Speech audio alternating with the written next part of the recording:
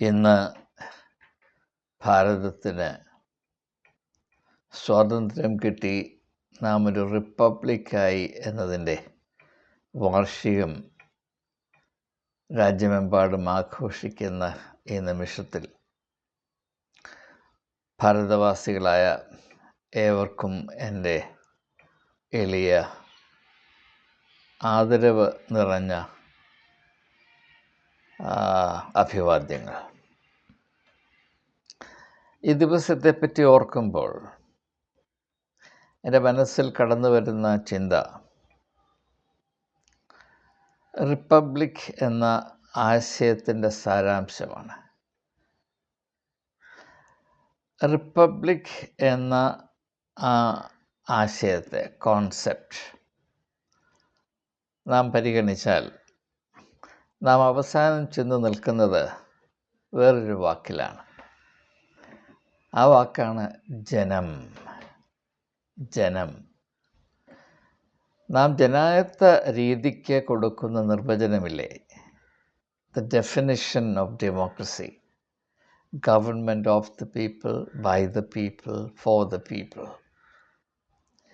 ജനങ്ങൾ, ജനങ്ങൾക്ക് വേണ്ടി, ജനങ്ങളാൽ ഭരിക്കപ്പെടുന്ന അവസ്ഥ. അതാണ് വാസ്തവത്തിൽ റിപ്പബ്ലിക് എന്നതിൻ്റെ ഏറ്റവും സമഗ്രമായ വിവക്ഷ. അപ്പോൾ ഇന്ത്യ ഒരു റിപ്പബ്ലിക്കാണ് എന്ന് നാം അവകാശപ്പെടുമ്പോൾ അതുകൊണ്ട് ഏവരും മനസ്സിലാക്കേണ്ടത് ഇവിടെ സർവപ്രധാനമായത് ജനമാണ്. ഏതൊരു രാജ്യത്താണോ ജനം പരമാധികാരിയായി അംഗീകരിക്കപ്പെടുന്നത്, അത് വാക്കുകളിൽ മാത്രമല്ല ജീവിത യാഥാർത്ഥ്യങ്ങളിലും രാജ്യത്തെ വിവിധ മേഖലകളിലും ഭരണ സംസ്കാരത്തിലും രാഷ്ട്രീയ ദർശനത്തിലും ആ രാജ്യമാണ് റിപ്പബ്ലിക്. നാം റിപ്പബ്ലിക് എന്ന ഒരു വാക്ക് ഉപയോഗിക്കുമ്പോൾ അതിൽ ഉൾക്കൊള്ളുന്ന നിർദ്ദേശങ്ങളും അച്ചടക്കങ്ങളും സംസ്കാരവും സ്വാംശീകരിക്കുവാൻ കടപ്പെട്ടവരാണ് എന്ന ഒരു എളിയ അഭിപ്രായം ഏവരുമായി പങ്കിടുക മാത്രമാണ് എൻ്റെ പരിമിതമായ ലക്ഷ്യം. എന്നാൽ ചരിത്രത്തിൽ സംഭവിക്കുന്നത് ഏതൊരു ദർശനത്തോടു കൂടെയാണോ ഒരു പ്രസ്ഥാനം ആരംഭിച്ചത്, ആ ഒറിജിനേറ്റിംഗ് വിഷൻ എന്ന് പറയും, അതായത് പ്രാരംഭ ദർശനം, ഇപ്പോഴത്തെ അവസ്ഥ ഉടലെടുക്കുന്നതിന് കാരണഭൂതമായി ആദിമകാലത്ത് പ്രവർത്തിച്ച മർമ്മം, അതിനെയാണ് ഇംഗ്ലീഷിൽ ഒറിജിനേറ്റിംഗ് വിഷൻ എന്ന് പറയുന്നത്. ഏതിൻ്റെയെങ്കിലും ഒറിജിൻ അല്ലെങ്കിൽ ആരംഭം കുറിക്കുന്നതിന് വഴിയൊരുക്കിയ ആ ദർശനം. മഹാത്മാഗാന്ധിയോട് ചോദിച്ചാൽ അദ്ദേഹം നിസ്സന്ദേഹം പറയും, ഭാരതത്തിൻ്റെ സ്വാതന്ത്ര്യം നേടിയെടുത്തത് ഇവിടുത്തെ ജനമാണ് എന്ന് പറയും. ഭാരതം എന്ന് പറഞ്ഞാൽ ജനമാണ്, ഇവിടെ വസിക്കുന്ന ആളുകളാണ് എന്ന് പറയും. മൗണ്ട് ബാറ്റൻ ഗാന്ധിയെ സന്ദർശിച്ചൊരു കഥയുണ്ടല്ലോ. അദ്ദേഹം വൈസ്രോയിയായി കൊടികുത്തി വാഴുന്ന കാലം ഗാന്ധിയോട് ഏതാണ്ട് വലിയൊരു ആദരവ് കാണിക്കുന്ന വിധത്തിൽ സന്ദർശിച്ചപ്പോൾ ഗാന്ധി അദ്ദേഹത്തെ കാത്തിരിപ്പാനായി അല്പനേരമല്ല കുറച്ചധിക സമയം കാണാൻ കൂട്ടാക്കാതെ അദ്ദേഹം ഉള്ളിൽ ആരോടോ സംസാരിച്ചു കൊണ്ടിരുന്നു. അത് മറ്റാരുമായിരുന്നില്ല, തന്നെ കാണാൻ വന്ന സാധാരണ ആളുകൾ. അവരോടുള്ള സംഭാഷണം തികച്ച് അദ്ദേഹം മൗണ്ട് ബാറ്റനെ കാണാൻ വന്നപ്പോൾ മൗണ്ട് ബാറ്റൻ പറഞ്ഞു, എങ്കിലും ഇത് ശരിയായില്ല, ഞാൻ ഇവിടുത്തെ വൈസ്രോയിയാണ്. അപ്പോൾ ഗാന്ധി അദ്ദേഹത്തോട് പറഞ്ഞതായിട്ടാണ് ഞാൻ അറിയുന്നത്. ഞാൻ അതിലും വലിയ ഈ രാജ്യത്തിൻ്റെ ഉടമകളെ, അവിടെ പ്രതിനിധികളെ കണ്ടുകൊണ്ടിരിക്കുകയായിരുന്നു. ഭാരതത്തിലെ ജനം അത് കഴിഞ്ഞേ ഉള്ളൂ മൗണ്ട് ബാറ്റൻ. പക്ഷേ ആ ഒരു ദർശനത്തിന് ഇന്ന് കാര്യമായ ഇടിവ് വന്നിട്ടില്ല എന്ന് മനസ്സിലാക്കണം, നാം അന്വേഷിക്കണം, ചിന്തിക്കണം.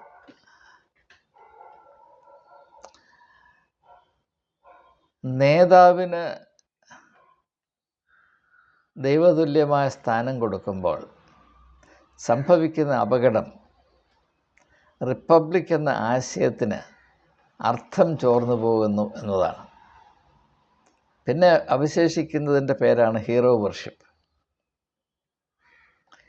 എനിക്ക് ഏറ്റവും ശക്തമായി അവരെയും അറിയിക്കാനുള്ളത്, ഹീറോ വർഷിപ്പും റിപ്പബ്ലിക്കും ഒരുമിച്ച് സഞ്ചരിക്കുവാൻ സാധ്യമല്ല. നേതാവിനെ ആരാധിക്കുന്നത് നാം അറിയാതെ ജനങ്ങളെ അവഹേളിക്കുന്നതിന് തുല്യമാണ്. നേതാക്കന്മാരെ ബഹുമാനിക്കേണ്ട എന്ന് ഞാൻ പറയുന്നില്ല, ഞാൻ ആരാധിക്കുന്നതിൻ്റെ കാര്യമാണ്, ഹീറോ വർഷിപ്പിൻ്റെ കാര്യമാണ്. ജനങ്ങളെ സ്നേഹിക്കുന്നവർ, സേവിക്കുന്നവർ എക്കാലത്തും നമ്മുടെ ബഹുമാനം അർഹിക്കുന്നവരാണ്. നാം അവരെ വിലമതിച്ചേ മതിയാകുകയുള്ളൂ. അങ്ങനെ നേതാക്കന്മാരെ വിലമതിക്കുന്നൊരു വ്യക്തിയാണ് ഞാൻ. അതേസമയം എൻ്റെ അന്തസ്സിനെ വിട്ട് ഞാൻ ഒരു നേതാവിനെയും അംഗീകരിക്കാറില്ല. അപ്പോൾ അതുകൊണ്ട് ഈ ഒരു റിപ്പബ്ലിക് ഡേയിൽ നാം ഏവരും ചെയ്യേണ്ടത് റിപ്പബ്ലിക് എന്ന ആശയത്തെ ഒന്ന് തിരിച്ചു പിടിക്കുകയാണ്, വീണ്ടെടുക്കുകയാണ് നാം ചെയ്യേണ്ടത്. അത് നമുക്ക് നഷ്ടപ്പെട്ടു പോകുന്നു എന്നൊരു ഭീതി എന്നിലുണ്ട്. അതുകൊണ്ട് അത് നമുക്കത് വീണ്ടെടുക്കണം. ജനമാണ് ആത്യന്തികമായി ഇന്ത്യ മഹാരാജ്യത്തിൻ്റെ പരമാധികാരി എന്ന ആശയം, അത് പ്രാവർത്തികമാക്കുന്നതിൽ നാം പരാജയപ്പെട്ടു പോകുന്നു എന്നൊരു ഭീതി എൻ്റെ മനസ്സിലുണ്ട്. അങ്ങനെയെങ്കിൽ ഇത് റിപ്പബ്ലിക് ആകുകയില്ല. ആഘോഷിച്ചതുകൊണ്ട് നിലവിലുള്ള യാഥാർത്ഥ്യങ്ങളെ നമുക്ക് വെള്ളപൂശുവാൻ സാധ്യമല്ല. സത്യം സത്യമായി എപ്പോഴും നിലകൊള്ളും, സത്യമേവ ജയതേ ജ്ഞാനൃതം എന്ന് നമ്മുടെ രാജ്യത്തിൻ്റെ ആപ്തവാക്യമാകയാൽ അതിൻ്റെ പിൻബലത്താൽ ഞാൻ അല്പം സംസാരിച്ചു കൊള്ളട്ടെ. ഇത് മതത്തിൻ്റെ ഭാഷയിൽ പറഞ്ഞാൽ, രാഷ്ട്രം ജനങ്ങൾക്ക് വേണ്ടിയല്ല, രാഷ്ട്രവും രാഷ്ട്രീയവും ജനം രാഷ്ട്രത്തിന് വേണ്ടിയും രാഷ്ട്രീയത്തിനും വേണ്ടിയല്ല, രാഷ്ട്രവും രാഷ്ട്രീയവും ജനത്തിന് വേണ്ടിയായിരിക്കണം എന്ന ആശയം. അത് ഞാൻ യേശു മതത്തെപ്പറ്റി പറഞ്ഞതിനെ ആസ്പദമാക്കിയാണ് പറയുന്നത് എന്ന് ഭൂരിപക്ഷം ആളുകൾക്ക് മനസ്സിലായി കാണും. മർക്കോസിൻ്റെ സുവിശേഷം 2-ാം അധ്യായത്തിൻ്റെ 27-28 വാക്യങ്ങളിൽ യേശു പറയുന്നത്, മനുഷ്യൻ ശബത്തിന് വേണ്ടിയല്ല, ശബത്ത് മനുഷ്യന് വേണ്ടിയാണ് കൽപ്പിക്കപ്പെട്ടിരിക്കുന്നത്. എന്നാൽ മതം മൂത്ത് കഴിയുമ്പോൾ മനുഷ്യൻ മതത്തിന് വേണ്ടിയാണ്, മനുഷ്യൻ മതത്തിന് വേണ്ടിയുള്ള പിണ്ണാക്കാണ് എന്ന ഒരു കാഴ്ചപ്പാട് വന്നു പോകും. അതിന് വഴിയൊരുക്കുന്നത് മത അധികാരികൾ കാട്ടിക്കൂട്ടുന്ന കോലാഹലങ്ങളും അവരുടെ വലിപ്പത്തെയും മാഹാത്മ്യത്തെയും മറ്റുള്ളവർ അടിച്ചേൽപ്പിച്ച് അതിനെ സാധൂകരിക്കുന്നതിന് വേണ്ടി ആരുടെ നേതൃത്വമാണോ അവർ ഏറ്റെടുത്തിരിക്കുന്നത് അവരുടെ വില കഴിയുന്നത്രയും ഇടിച്ച് അവരുടെ അന്തസ്സിനെ കുറച്ച് തങ്ങളുടെ വലിപ്പത്തെ ഊതിവീർപ്പിക്കാൻ ശ്രമിക്കുന്ന തികച്ചും അപഹാസ്യമായ ഒരു മനോഭാവം മതത്തിൽ എപ്പോഴും ഒരു പേടി സ്വപ്നം തന്നെയാണ്. അതിനെ യേശു നന്നേ തിരിച്ചറിഞ്ഞിരുന്നു, നിശ്ചിതമായി അതിനെ ചെറുത്തിരുന്നു, വിമർശിച്ചിരുന്നു. അതിൻ്റെ കാരണഭൂതരായ അന്നത്തെ പുരോഹിതവർഗത്തെ വിമർശിച്ചിരുന്നു. ഇതൊക്കെ വളരെ വ്യക്തമാണ്, ആവർത്തിക്കേണ്ട ആവശ്യമില്ല. അതുകൊണ്ട് തന്നെ യേശുവിൻ്റെ മനസ്സിൽ ഉദിച്ച അർത്ഥഗാംഭീര്യമായ ഒരു ഉപമയാണ് നഷ്ടപ്പെട്ടുപോയ ആടിൻ്റെ ഉപമ. അതായത് അത് ജനായത്ത രീതിയിൽ രാഷ്ട്രീയം എപ്രകാരമായിരിക്കണം എന്നതിൻ്റെ സൂചന കൂടെയാണ്. ഒരാട് നഷ്ടപ്പെട്ടു പോയാൽ അതിനെ കണ്ടെത്തുന്നത് വരെ, അതിനെ അന്വേഷിച്ചതിനെ യഥാസ്ഥാനപ്പെടുത്തിയാൽ മാത്രമേ ഞാൻ വിശ്രമിക്കുകയുള്ളൂ എന്ന ദൃഢനിശ്ചയം, അത് ഗാന്ധിയുടെ ഭാഷയിൽ പറഞ്ഞാൽ അന്ത്യോദയ എന്ന് പറയും. ഒരു രാജ്യത്തിൻ്റെ നന്മ, മേന്മ, വികസനം, അവിടെ അതിൻ്റെ സ്വാതന്ത്ര്യം അളക്കുന്നത് ആ രാജ്യത്തെ ഏറ്റവും അവസാനത്തെ മനുഷ്യനല്ലേ, ആരും ഗവനിക്കാതെ അങ്ങ് ദൂരെ, ആരുടെയും കണ്ണിൽപ്പെടാൻ അർഹതയില്ലാതെ മണ്ണിനോട് സമമായി നിൽക്കുന്ന അവസാനത്തെ മനുഷ്യനില്ലേ, the least and the last and the lost. അവനെന്ന് പറയുന്ന അളവുകോല് കൊണ്ട് വേണം ഒരു രാഷ്ട്രത്തിൻ്റെ പുരോഗതിയും സ്വാതന്ത്ര്യവും അളക്കാൻ എന്ന് ഗാന്ധി പറയുമ്പോൾ അതൊരു ക്രിസ്തീയമായ അല്ല, അത് ആത്മീയമായ ഒരാശയമാണ്, അത് രാഷ്ട്രീയമായ ആശയമല്ല. ദരിദ്രനാരായണൻ ദൈവത്തിൻ്റെ മക്കളായി, ഹരിജനായി കണ്ടു. അത് യേശു പറഞ്ഞില്ലേ, ബ്ലെസ്സഡ് ആർ ദ പൂർ, പാവപ്പെട്ടവർ നിങ്ങൾ ഭാഗ്യവാന്മാർ, നിങ്ങൾ ദൈവത്തിൻ്റെ മക്കളാണ്. ആ ഒരു ദർശനം എങ്ങനെയാണ് ഉണ്ടാകുന്നത്? ചുമ്മാതെ സ്റ്റൈലിന് വേണ്ടി പറയാനൊക്കുന്ന കാര്യങ്ങളല്ലിത്. അതിൻ്റെ പിറകിൽ നിത്യതയുടെ വെളിച്ചമുണ്ടാകണം. അപ്പോൾ യഥാർത്ഥത്തിൽ ഒരു രാജ്യം റിപ്പബ്ലിക് ആകുന്നുവെങ്കിൽ, അങ്ങനെയാണോ അല്ലയോ എന്ന് തിരിച്ചറിയാൻ നമുക്കൊരു എളുപ്പമാർഗമുണ്ട്. ആ രാജ്യത്തിലെ ജനങ്ങളുടെ അവസ്ഥ എന്താണ്? പ്രോപ്പഗൻഡയുടെ കണ്ണിൽ കൂടെയല്ല, സത്യത്തിൻ്റെ കണ്ണിൽ കൂടെ നോക്കുമ്പോൾ, പ്രത്യേകിച്ച് ആ രാജ്യത്തെ പാവപ്പെട്ട ആളുകൾക്ക് ലഭിക്കുന്ന ശ്രദ്ധയും സഹായവും നീതിയും അവസരങ്ങളും സപ്പോർട്ടും എന്താണ്? അതായിരിക്കണം എൻ്റെ ടച്ച് സ്റ്റോൺ, എൻ്റെ മാറ്റ് അളക്കുന്ന കല്ല്, അതായിരിക്കണം. അതുകൊണ്ട് ജനങ്ങൾക്ക് വേണ്ടി നടത്തപ്പെടുന്ന ഒരു സംസ്കാരം, ഒരു ഭരണ സംസ്കാരം, ജനങ്ങളാണ് ഒരു രാഷ്ട്രത്തിൻ്റെ പരമമായ അധികാരികളെന്നും, അതുകൊണ്ട് ജനഹിതം ഇടതടവില്ലാതെ കേന്ദ്രീകരിച്ച് പ്രവർത്തിക്കുന്ന ഒരു ഭരണരീതിക്ക് മാത്രമേ റിപ്പബ്ലിക് എന്ന ആശയത്തെ സ്വന്തമാക്കാൻ കഴിയുകയുള്ളൂ എന്ന ഒരു തിരിച്ചറിവ് ഏതാണ്ട് നഷ്ടപ്പെട്ടുകൊണ്ടേയിരിക്കുന്ന ഒരു കാലഘട്ടത്തിലാണ് ഞാൻ ഈ ചിന്തകളെ അവരുമായി പങ്കെടുത്തത്. ഈ ഒരു സങ്കല്പം മതത്തിൽ കൊണ്ടുവരുമ്പോൾ അതിന് ദൈവരാജ്യം എന്ന് യേശു പേര് കൊടുക്കും. അപ്പോൾ ദൈവരാജ്യം എന്താണെന്ന് രാഷ്ട്രീയക്കാരോട് ഞാൻ പറയണമെങ്കിൽ ഞാൻ എങ്ങനെ അത് അവതരിപ്പിക്കും? അത് രാഷ്ട്രീയത്തിൽ രാഷ്ട്രം ജനങ്ങൾക്ക് വേണ്ടിയാണ്, ജനം രാഷ്ട്രത്തിന് വേണ്ടിയല്ല. ഒരു രാഷ്ട്രത്തിൻ്റെ പുരോഗതിയുടെ പേര് പറഞ്ഞ് അവിടുത്തെ ആളുകളെ സൗകര്യാർത്ഥം കുരുതി കൊടുക്കുന്ന ഒരു സമീപനം ഒരു റിപ്പബ്ലിക്കിനെ സംബന്ധിച്ചിടത്തോളം ഒരു കാലത്തും സ്വീകാര്യമല്ല. പുരോഗതിയുടെ അല്ലെങ്കിൽ ഡെവലപ്മെൻറ്റിൻ്റെ പേര് പറഞ്ഞ് ഒരു പൗരനെ പോലും ദ്രോഹിക്കുന്ന ഒരു സാഹചര്യം. ഇപ്പോൾ റിപ്പബ്ലിക് ഡേ ആഘോഷിക്കുമ്പോൾ എൻ്റെ മനസ്സിൽ ന്യായമായും മണിപ്പൂർ കടന്നു വരും. എന്തുകൊണ്ടാണ് നാളിത്രയായിട്ടും അവിടെ സമാധാനം പുനഃസ്ഥാപിക്കുന്നതിൽ ഈ ഇന്ത്യ മഹാരാജ്യം പരാജയപ്പെടുന്നത് എന്ന ചോദ്യം ചോദിക്കാതെ വയ്യ. സത്യത്തെ മാറ്റി നിർത്തിയുള്ള ആഘോഷം നമുക്ക് വേണ്ട തന്നെ. കുക്കികൾക്ക് എന്തുകൊണ്ട് സമാധാനത്തോടെ ജീവിക്കാൻ സാധിക്കുന്നില്ല? മൈത്തികൾക്കും കുക്കികൾക്കും മധ്യേ വെറുപ്പിൻ്റെയും അക്രമത്തിൻ്റെയും വിഷവിത്ത് വിതച്ചത് ആരാണ് എന്ന ചോദ്യം അത് റിപ്പബ്ലിക്കിലെ ചോദ്യമാണ്. പക്ഷെ ആ ചോദ്യത്തിന് നിലവിലുള്ള ആഘോഷത്തിന് ഇടമുണ്ടാകുകയില്ല. സത്യമേവ ജയതേ അനർത്ഥം. അതുകൊണ്ട് ഞാൻ ഈ വാക്കുകൾ നിങ്ങളുമായി പങ്കിടുന്നത് നിങ്ങളോടൊപ്പം പ്രാർത്ഥിക്കാനാണ്. നമുക്ക് നമ്മുടെ രാജ്യത്തിന് വേണ്ടി പ്രാർത്ഥിക്കാം.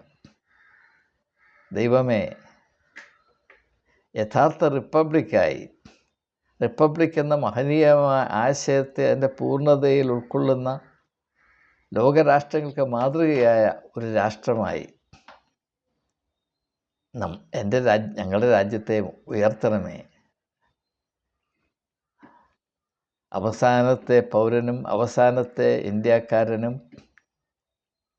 ഭരണഘടന അനുശാസിക്കുന്ന എല്ലാ സ്വാതന്ത്ര്യവും,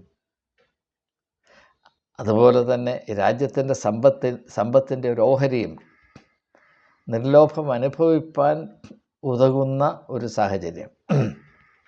ഈ സമയത്ത് ട്രംപിൻ്റെ ഇനോഗ്രൽ ഫംഗ്ഷനിൽ അതിൻ്റെ ഒരു അംശമായിരുന്ന സെൻറ്റ് ജോൺസ് എപ്പിസ്കോപ്പൽ ചർച്ചിൽ നടന്ന ഇനോഗ്രൽ വർഷിപ്പിൽ പ്രസംഗിച്ച സ്ത്രീയായ ബിഷപ്പിനെ ഞാൻ ഓർത്തു പോവുകയാണ്.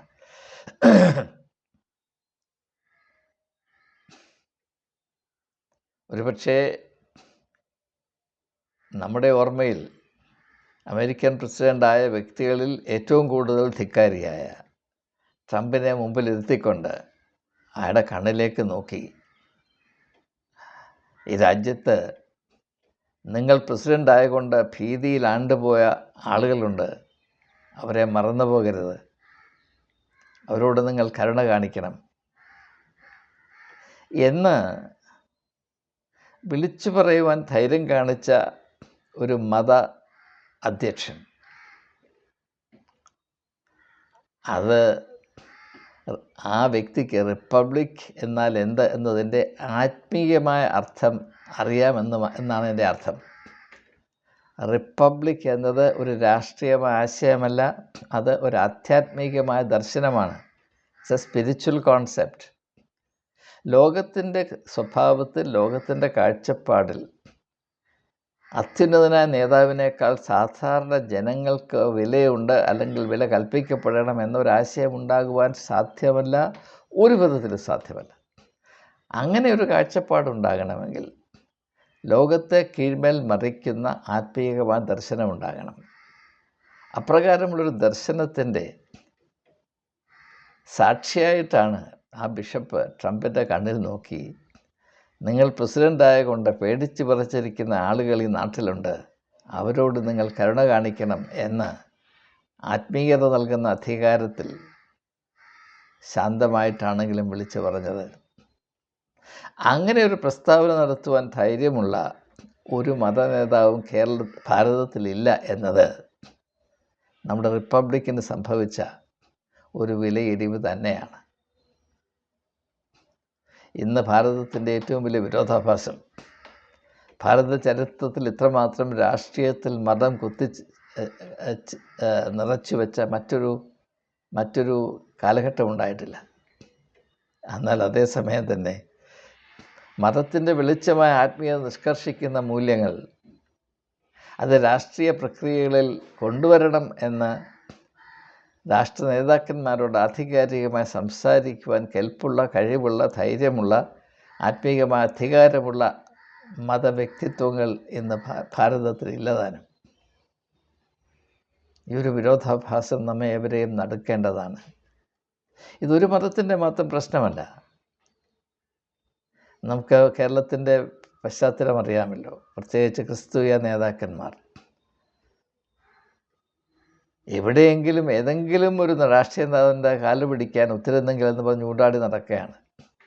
അങ്ങനെയുള്ളവർ എങ്ങനെയാണ് അവരറിയുന്ന ആത്മീയ മൂല്യങ്ങളനുസരിച്ചൊരു നിലപാടെടുത്ത് ഭരണത്തിലിരിക്കുന്ന ആളുകളുടെ മനസ്സിൽ വെളിച്ചം കടന്നു വരത്തക്കവണ്ണം ഏതെങ്കിലും രണ്ട് വാക്ക് പ്രസ്താവിക്കുന്നതെന്നത് നാം അന്വേഷിക്കണം. ഏതായാലും ഭാരതത്തിൻ്റെ സ്വാതന്ത്ര്യലബ്ധി, അതിൻ്റെ ഒരു സുപ്രധാന അടയാളമായ റിപ്പബ്ലിക്, ഒരു സ്വന്തമായ ഭരണഘടന, റിപ്പബ്ലിക്കൻ ആശയങ്ങളും നിർദ്ദേശങ്ങളും ഉൾക്കൊള്ളുന്ന അതിമഹത്തായ, ഒരുപക്ഷെ ലോകത്തിലെ ഏറ്റവും നല്ല ഭരണഘടനയെന്ന് നമുക്ക് അഭിമാനം കൊള്ളാവുന്ന ഒരു ഭരണഘടനയുടെ മാർഗദർശനത്തിൽ ഒരു രാഷ്ട്രം അതിൻ്റേതായ ഡെസ്റ്റിനി പണിതുകൊണ്ടേയിരിക്കുന്ന ആ ചരിത്രപ്രധാനമായ ആത്മീയ രാഷ്ട്രീയ യാഥാർത്ഥ്യം അതിനെ ആഘോഷിക്കുന്ന ഈ നിമിഷത്തിൽ ഈ രാഷ്ട്രത്തിൻ്റെ സ്വാതന്ത്ര്യലബ്ധിക്ക് വേണ്ടി പ്രവർത്തിച്ച, അതിനുവേണ്ടി ജീവൻ സമർപ്പിച്ച എല്ലാ സ്വാതന്ത്ര്യ സേനാനികളെയും സാദരം ഓർത്തുകൊള്ളുന്നു. അതിൻ്റെ പ്രധാനപ്പെട്ട സാരഥ്യം വഹിച്ച ഗാന്ധിക്ക് എൻ്റെ പ്രണാമം. സ്വാതന്ത്ര്യലബ്ധിക്ക് ശേഷം ഭാരതത്തിൻ്റെ നന്മയ്ക്ക് വേണ്ടി അധ്വാനിച്ച ഏവരോടും നമ്മുടെ ഏവരുടെയും കടമ അറിയിക്കുന്നതിൽ നെഹ്റുവിനെ പോലെയുള്ള ആളുകൾ, സർദാർ വല്ലഭായ് പട്ടേലിനെ പോലെയുള്ള ആളുകൾ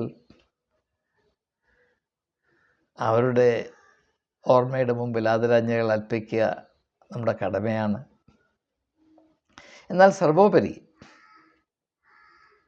ആരും അറിയാതെ ആരുടെയും ശ്രദ്ധയിൽ ഒരിക്കലും പെടാതെ നിശബ്ദരായി ഭാരതത്തിൻ്റെ മുക്കിലും മൂലയിലും വേർപ്പൊഴുക്കി ഭാരതത്തിലെ ജനതയ്ക്ക് അപ്പമുണ്ടാക്കുവാൻ അധ്വാനിച്ചുകൊണ്ടിരിക്കുന്ന, എക്കാലത്തും അധ്വാനിച്ചിട്ടുള്ള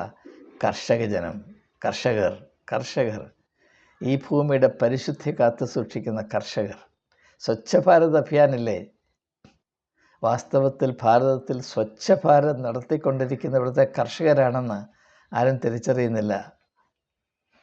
അതുപോലെ തന്നെ ഭാരതത്തിൻ്റെ സുരക്ഷിതത്വത്തിന് വേണ്ടി ജീവൻ പണയപ്പെടുത്തിയ അതിർത്തികളിൽ എപ്പോഴും ജാഗരൂകരായിരിക്കുന്ന നമ്മുടെ ജവാന്മാർ, അവർക്കൊക്കെ അഭിവാദ്യങ്ങൾ. ഈ രാജ്യത്തിലെ പൈതങ്ങൾ, യുവതീയുവാക്കന്മാർ, നാളത്തെ ഭാരതം അവരുടേതാണ്.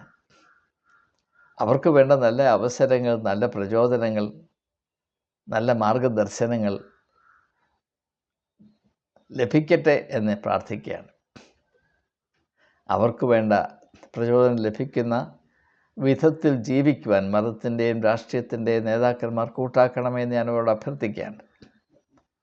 വാസ്തവത്തിൽ ഭാരതം അതിൻ്റെ സാധ്യതകളുടെ ഒരു ചെറിയ നേരിയ അംശം മാത്രമേ ഇന്നും തിരിച്ചറിഞ്ഞിട്ടുള്ളൂ. 2014 നരേന്ദ്രമോദി പ്രൈം മിനിസ്റ്റർ ആയപ്പോൾ 5 വർഷത്തിനുള്ളിൽ ഭാരതം ചൈന പോലെ ആക്കുമെന്നൊക്കെ പറഞ്ഞു.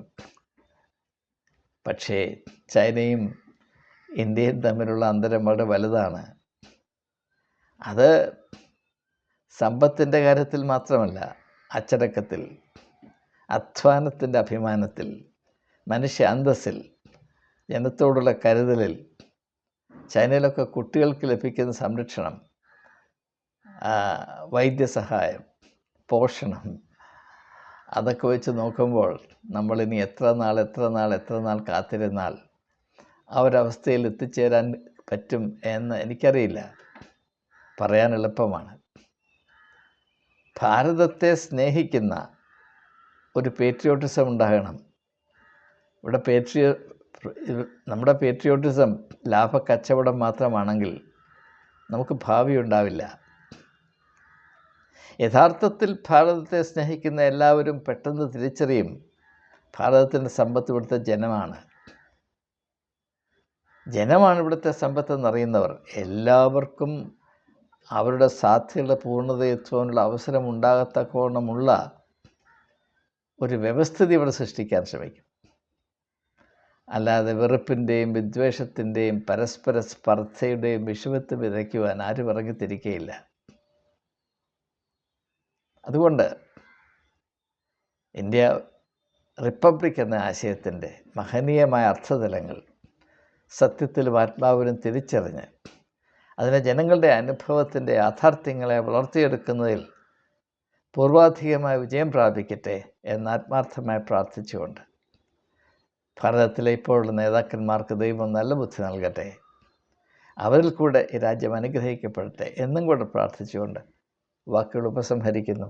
ജയ് ഹിന്ദ്, വന്ദേ ഭാരത്, വന്ദേ മാതരം.